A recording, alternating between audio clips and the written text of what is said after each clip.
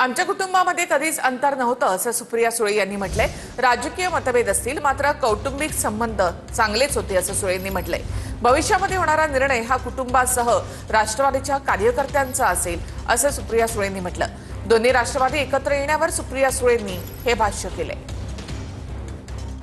एक तर आमच्या फॅमिलीमध्ये कधीच अंतर आलं नव्हतं, त्याच्यामुळे आमचे कौटुंबिक संबंध तसेच राहिले आणि त्याच्यात आम्ही कधीच अंतर किंवा कटुता यूज दिली नाही।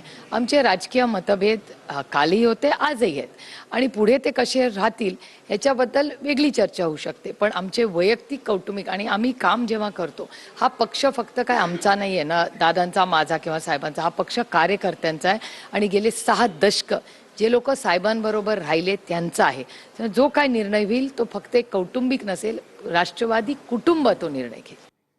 परळीमध्ये नगर परिषद निवडणुकीनंतर नवीन समीकरण पाहायला मिळालं।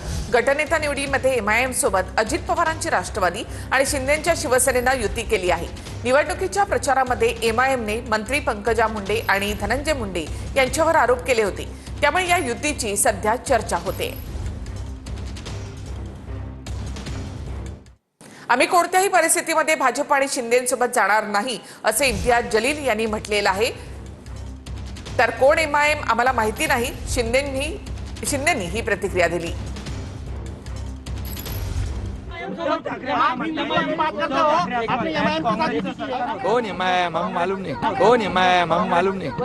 दादांनी आम्हाला बोलावून हे सांगितलं होतं की तुमच्या एरियामध्ये आपल्याला विकास करायचा असेल तर तुम्ही आम्हाला साथ द्या करके।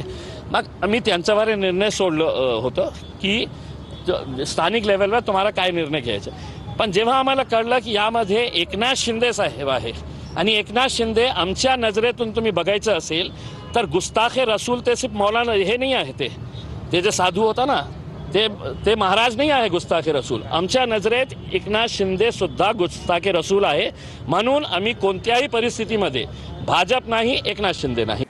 बीडच्या परळीमध्ये एमआयएम सोबत युती नाही, राष्ट्रवादीचं हे स्पष्टीकरण आहे। राष्ट्रवादीच्या परळी तालुका अध्यक्ष वैजनाथ कांबळे यांनी हे स्पष्टीकरण दिलं। एमआयएमच्या सदस्याने सभागृहामध्ये गटनेता निवडताना पाठिंबा दिला असं वैजनाथ कांबळेंनी म्हटलं।